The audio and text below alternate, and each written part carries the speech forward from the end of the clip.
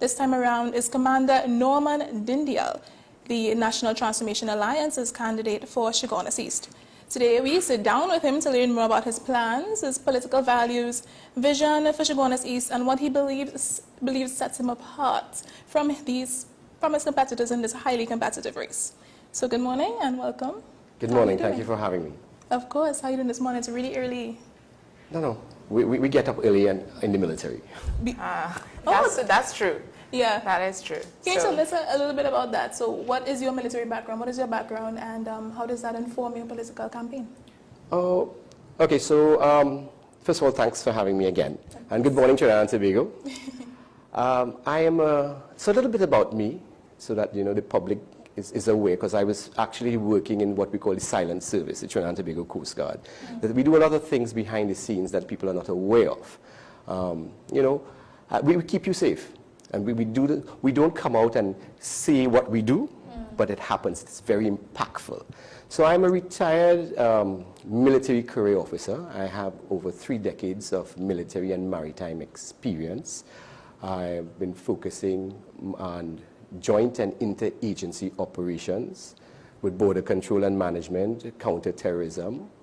I was working with and managed the National Coastal Radar Surveillance Center, Trinidad and Tobago, 360-degree radar surveillance center.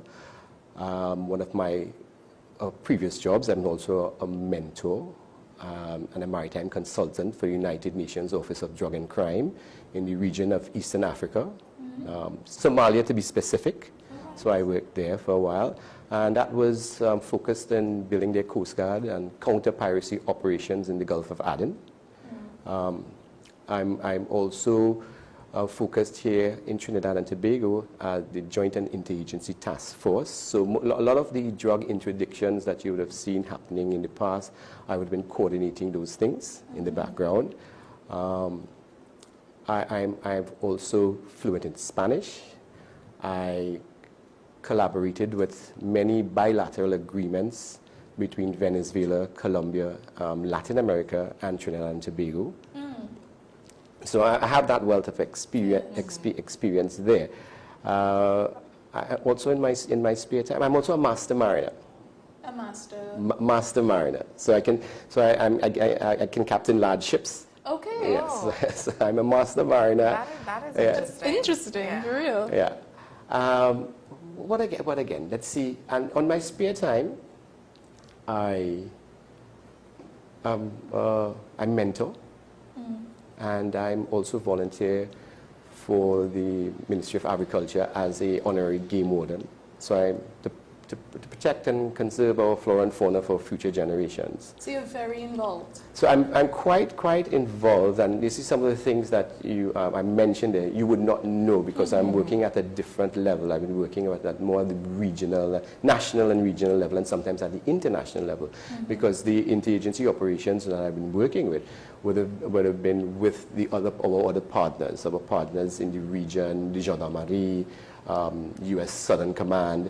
So my international aspect in drug busts and stuff, you would hear about them, but you would not know my direct involvement. So one of the interesting ones that everybody knows about is the Monas Island drug bust. I was very instrumental in that drug bust, and that's the largest drug bust that was in Trinidad and Tobago. Yes. So something you would know about, but Yes. that's where the guys that work behind the scenes that actually have it done.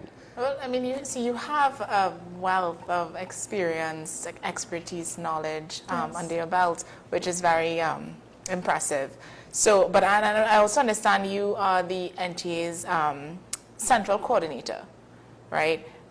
So, we're going to tie it, kind of shift the conversation now to, Chaguanas East. And what strategies can you tell us that you have or plan to employ to connect with and understand the needs of the Chaguanas East residents? Well, first of all, I forgot to mention that I'm, just like the other candidates, I was born and grew up in Chaguanas East. So Chaguanas East is my home. And we have a very strong family ties in Chaguanas East, the family name in Chaguanas, Dindial, Hanuman Singh. And my family was always about service. So the Presbyterian Church and the lands for That and the very first Kunupir police station were donated by my family. And the community center that is there in Kunupir right now, that was advocated by my deceased mother. So the family name is well respected in the area, and we have a history of service. So it's about service, it's about building the community. We're always about that, you know, strengthening the bonds of our society. And you would see that would have followed me throughout my career, and that's why I was at the level of helping my country, serving my country. So I'm now being retired, I'm now focusing that wealth of knowledge back into the community constituency. The thing that puts me apart is that the experience internationally that I have, you can recognize that it's not only about the constituency. There's some areas in Chaguanas where you have Chaguanas East, Chaguanas West, Caroni Central, and Couva North. So it's about bringing all the people, all those things to bear. You can't just focus on Chaguanas East alone. It's about the amalgamation of everyone. So you have to be able to work with your other constituents, your other MPs in the area, understanding the dynamics. So sometimes we're focused just only, Chaguanas East. Yes, that's important. You have to know what's on the ground. And I tell you, because of my experience and living there, I know what is happening on the ground. I know what's actually going on there, but you have to be able to take that and interlace it with other areas in order for things to grow. So one of the things, you have Chaguanas being the MP, present MP, and other political parties. Chaguanas for the last 15 years, but Chaguanas is still a borough. Why is that? Chaguanas should be by this time a city. I will say, I just want to point this out, you are the first candidate that we've spoken to that kind of viewed it in that way, where, Chaguanas, you have Chaguanas East, West, Caroni Central, Couva North, and you are right. I mean, I completely understand where you're coming from, that as a MP you have to, because they're so close together, you have to make sure that everybody is on agreement with certain things, because you have one highway and then you have all these different boundaries. Yes. You have to take that in consideration. Yeah. If you're only looking at Chaguanas East, you'd only focus on the constituency and your votes. It's not about that. Yeah. It's about building the community. It's about strengthening those things. So your borders, if your borders, but EBC they use natural borders. They try to use that. So that you have the major highways or the roadways, but on one side of the street is Chaguanas East, and the other side of the street is Caroni. You have to serve both. Yes, you have because this what happens in transcends. Chaguanas East will also affect what happens in Caroni, because I am part of Caroni Central. Right. But I still know a lot of the issues that go on in Chaguanas East, because I pass there all the time. It's part of... It's your neighborhood. It's Yeah. a stomping ground. And when you're looking at developing Chaguanas from being a borough into a city, you have to take that into consideration. Yes, the margins are there. You have to look at the fundings or where the fundings go, but that's where you have to advocate and understand that it's at a higher level. You have to bring people together in order to make that happen. And Chaguanas is supposed to be a city by now. Yes, I want to kind of explore the intention, your genuine motivation for this. Because yes, you've had a life of service for so long, but entering into politics, why now? Why now? Right. So that's an interesting question. And if you follow me on TikTok, and on Facebook. It's a two-part series, and part one, I spoke about it. What the impetus for me to get into politics actually happened in 2014. In 2014. So 2014 was, that defining moment that I decided that politics was the way to go. I served for 30 years in the service, law enforcement. But you follow the system. When you follow the system, you can't change anything because you are part of the system. So in 2014, I had an unfortunate experience where I experienced corruption at some levels that it did not set well with me. It did not set well with me. And my friends in the area would say, Commander, you working with law enforcement and you believe everything is so nice. You think that it works well. You don't know how it is on the ground for me. And to some extent, I was through because I was working with, the levels of police at the assistant commissioner, the commissioner of police, and I thought that, training and stuff was good. And that the poor man on the street really, you know, I thought that the poor man in the street were treated fairly. Were treated fairly until, you know, I was experienced with a justice of the peace asking for a bribe. And Wow. so, you know, that is amazing, a justice of the peace asking for a bribe. But they didn't know who I was at the time. And I said, you know, Commander Dindial, you can't stand for this. What your friends are telling you is true. Imagine if they're asking me, because they don't know who I am, what's really happening to the poor man out there, or the person who doesn't know anybody, and it's not supposed to be like that. Everybody in Trinidad and Tobago is supposed to, regardless if you're from Chaguanas East, you're supposed to be treated fairly, So how would equitably. you deal with that going forward? Any sort of abuse of power? So that's what I said. You look for part two. Look for part two. I decided that, you know, this couldn't stand.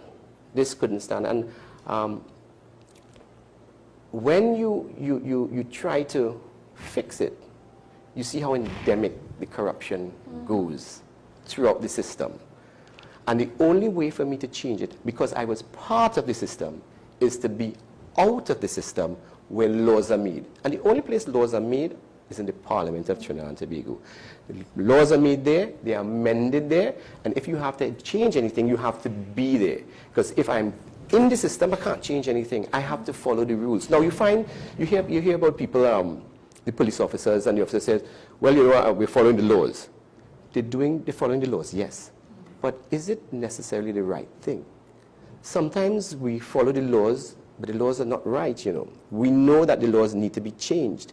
The people who change the laws are the people that sit in the lower house. These are so people have to understand how laws are made. And because I was part of the larger process, understanding how laws are made and amended and what you're supposed to do to advocate for proper change for the people of Trinidad and Tobago, not only for your constituents. So I mean, and yes, we're talking about Chaguanas East, but for me, it's much more than that. It's about good governance for Trinidad and Tobago, and that's what got me into politics. I decided, listen, at that point in time, the only way to do this is you have to be in governance. You have to be there to change it for the people.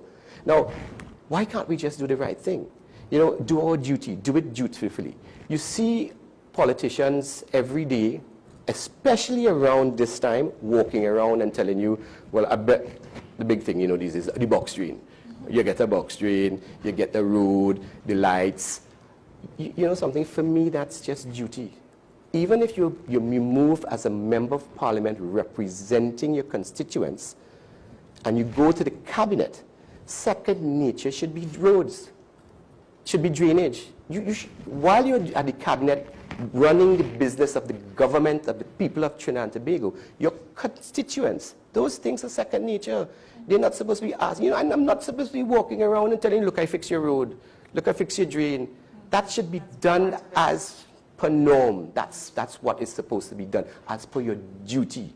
That is just the thing that you're supposed to, and people, you know, we have that thing that transcends or goes straight through Trinidad and Tobago. When you go to any public service office, why is it that, you know, people can't treat you with respect, and you come to have something done at 9 o'clock, they're now having breakfast, and those things. So just do your duty. You go to the cashier and the cashier isn't there, just do your duty.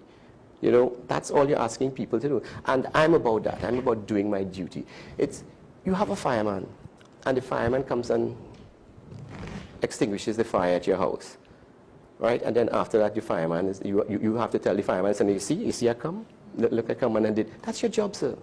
That's what you signed up for. And that's what I'm saying. I'm about service. I've been serving before, and I'm here to serve again. And just do my duty, then do it dutifully. Because I'm not supposed to be walking around and telling you, I paved your drains. I paved your road. Sorry, I gave you a box drain. Look the lights in this. That's supposed to be just. I'm supposed to be telling you what I've done at the national level. I'm supposed to be telling you the laws that have amended to make Trinidad and Tobago better, to better the lives of everybody, not just the constituents. And that's why I'm telling you, you know, what I bring different from these other individuals. The other individuals, yeah, I can't say no that they haven't done things, you know, the other opponents there, and they have done things, but more can be done and better. Yeah. So have you had the opportunity to be on the ground and walk, you know, and meet any of the residents and chat with them? So yes, I have been doing that. And the reason I'm very in touch with my community. So even when I was you know, at the national level, people would see me, they wouldn't know what you do, but they know about Commander Dindial. You know, they know where I live because I live there, and I interact with everybody. And I could sit at the block, right on the curb with guys, and I could sit, you know, because the Commander-in-Chief is the president, so I can have dinner with the president. So I'm able to move smoothly through that environment and relate with people while walking around. And as I said, my family name is very, very strong in the area. So people know me, so sometimes I go around and they were like, oh, Commander Dindial, and they would refer to my grandmother, because we had a shop in the area also way back in the day. And that shop provided for the community. And that's, you know, where we used to sell kerosene, salt, butter, and cheese, and that sort of thing. You know, I don't remember the penny, but I remember 50-cent salt butter. But the old people will tell me about the penny. So while walking around, they would talk to me and they would say, yes, okay, we remember you. But being connected with the community, what I've been hearing there is that they are disenfranchised with the present representation. And, you know, surprisingly, and I wouldn't say surprisingly, it's almost, you know, like a joke. They talk about box drains. They're talking about drainage. And when I walk around, the drains are there. There's water in the drain. They're not being cleaned. There's mosquitoes. It's smelling. So people have a problem. Now, when you see, and just recently, you know, we looked at a political broadcast where they were talking about, you know, box drain queen and box drain for everyone. That made me feel, you know, hurt inside, because we give people box drains, we put in box drains, but there's no proper quality assurance for the box drains. We're building into the city. Well, so that's one of the reasons probably Chaguanas is not a city, it's still a borough, because we're building drains, we're putting drains there, but there's no proper drainage facility there, and there's no proper maintenance. So the contracts have been giving out. You have to think about development. Sustainability. And sustainability development. You plan, you have to have a footprint of where you want things to go. You just don't build on top of each thing. You're making a problem out of the solution. So, you know, everybody wants a box drain, you give them a contract, you figure it's a contract, but it must be done properly. And, you know, same thing with the agriculture in the area, in Chaguanas. In Chaguanas, you I also, as I've been retired, I'm into agriculture also. So, and as I remember, that's what I said, doing honorary game warden. So the flora and fauna, sustainability. So in agriculture, the drainage area, the irrigation, there's an irrigation problem in Chaguanas also. So some of the plans that, you know, you have for developing Chaguanas, and this is not only for Chaguanas to the city. You can look at the city of Port of Spain. We still have overhead lines all over the place. If you start moving the lines from overhead to subterranean, right, or into the box drains that you're going to build. So you think about it. You're building a box drain, okay, with that box drain you're going to build conduits. You start to remove all these ugly lines overhead. That is a hazard. You can see it in our cities. So, you know, you also create employment, because that's a matter of employment. You get in box drains, you have the connectivity, and the city is going to look so much better. So you're moving things to a different level. Wouldn't you like to walk around Port of Spain or Chaguanas and not see all these lines overhead, all these... What do you think holds up that sort of progress, though? Because some might argue that the reason why it's not being done by current representation is because there's cogs in the system, there's cogs in the rotary. So why do you think that may happen? And when if elected, how can you even combat that? So that's the thing, representation. We vote party politics. We vote either red or yellow.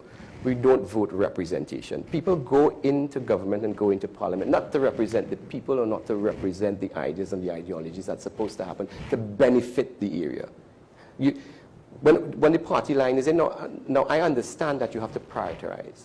Things are prioritized, but you have to advocate for it. If your advocacy is not strong, you're not going to do it.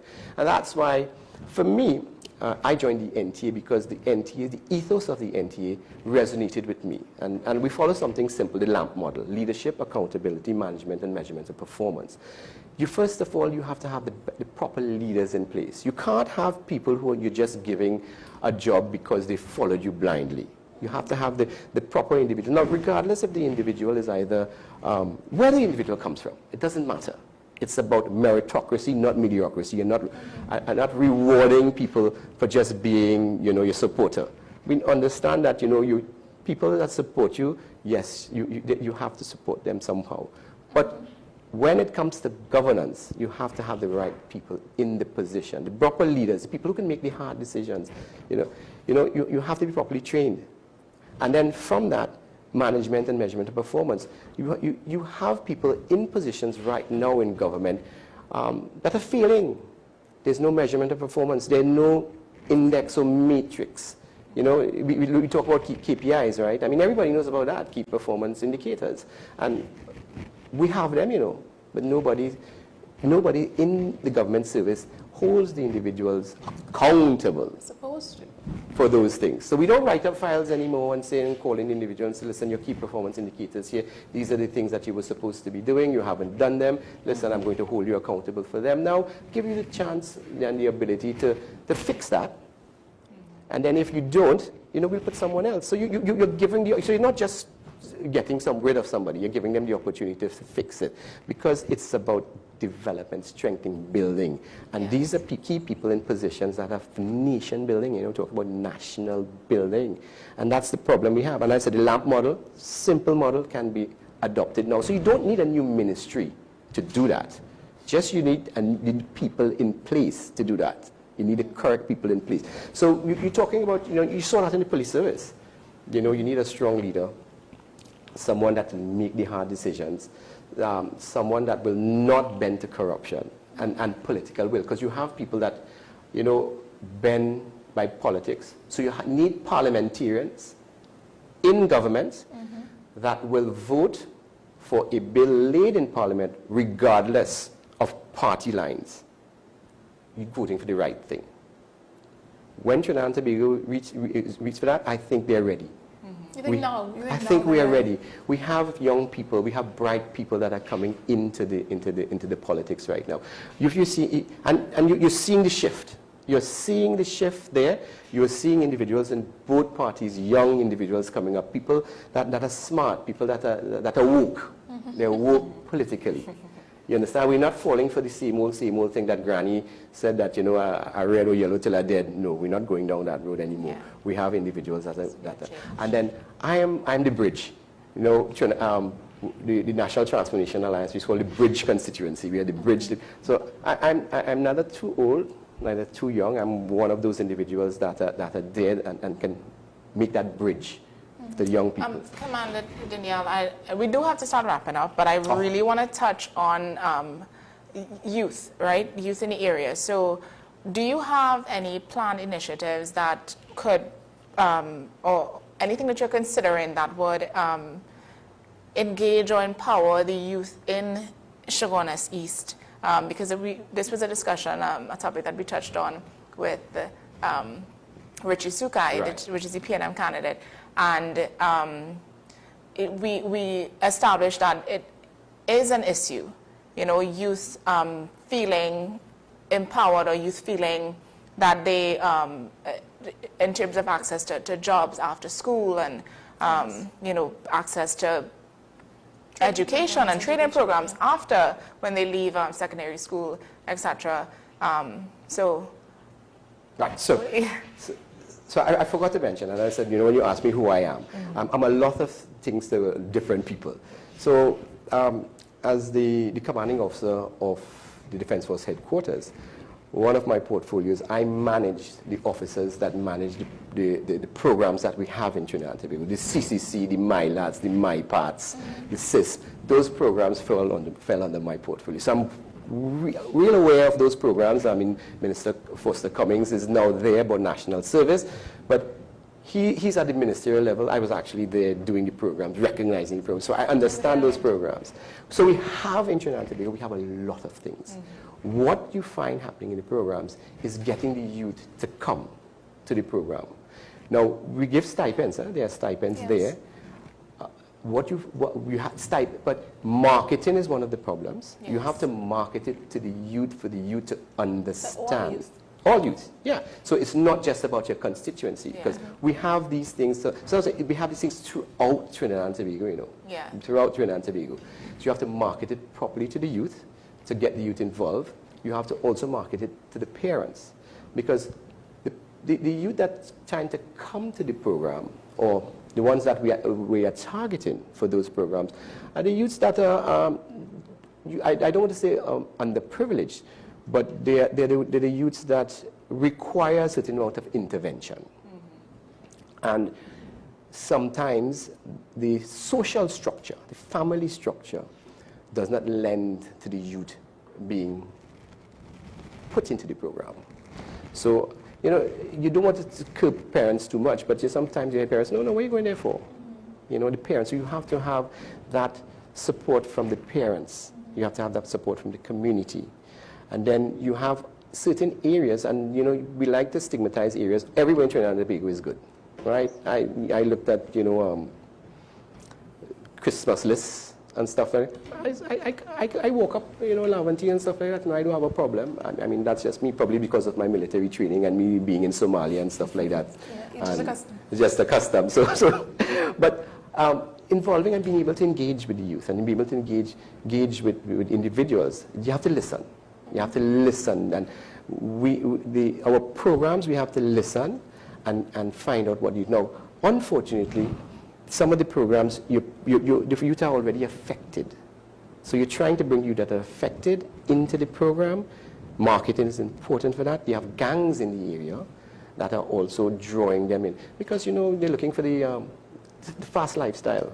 You have to pull them away from that and let them know that this is the thing that you're going to do. And then the gangs in the area, sometimes apart from telling them that, you know, drawing them that, you know, it's nice, the gun thing, they're also the negative effect. The gangs actually tell them, if you go there, you know, we're going to come at you. So they're scared. Yeah. They're actually scared. And that brings me back to linking it where we have to fix crime. Crime is something that you have to fix in Trinidad and Tobago. National security is the first thing that you need to fix. And, you know, one of the ethos that we have, or in the NTA, is that if you fix crime, people prosper. Yeah. Businesses prosper. You prosper. Because it's a domino effect. And, you know, you would hear Rishi Sukai or the other candidates say that, you know, business in the community. Yes, business is important. But a business will not invest if the business feels that it's going to be robbed. Or it's unsafe.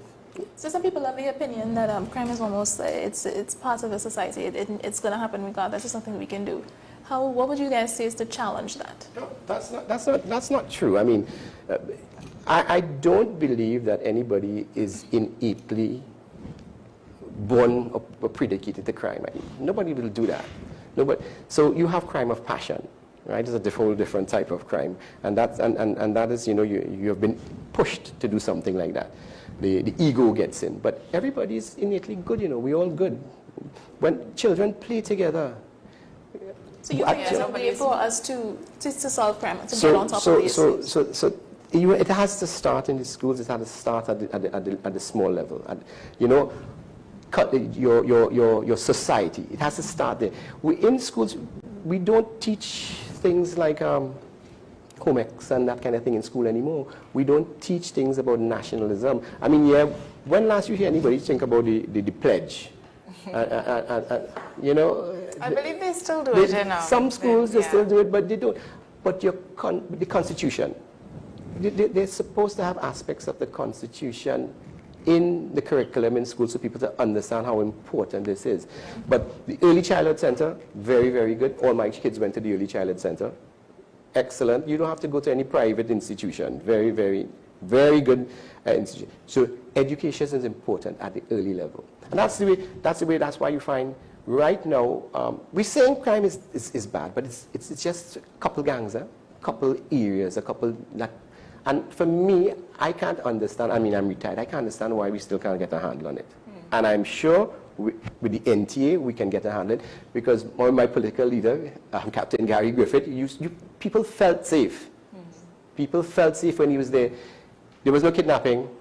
Well, we got a handle on that. When anything happened, you would hear a few moments later, and there was the fear in the criminals that, you know, things would happen. So when you say crime ran out, and we reached a state of emergency, that's the last place we want to be, a state of emergency.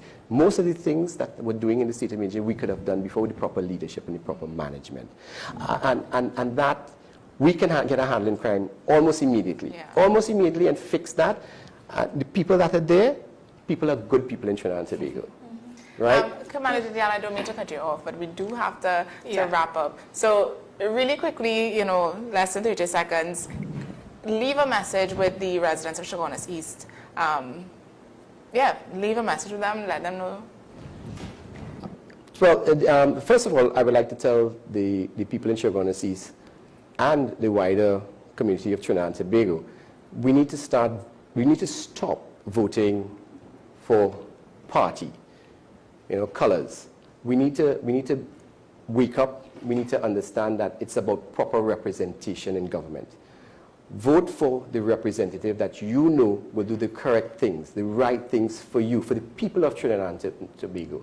Not party, the ones that will sit in parliament, the ones that would make the laws that make our lives a better place and make Trinidad and Tobago and bring Trinidad and Tobago back onto the world stage, the place that we're supposed to be. Nice, well said. Thank you so much for that. Thanks for joining us this morning. That was Lieutenant Commander Norman Dindial on his candidacy for Chaguanas East.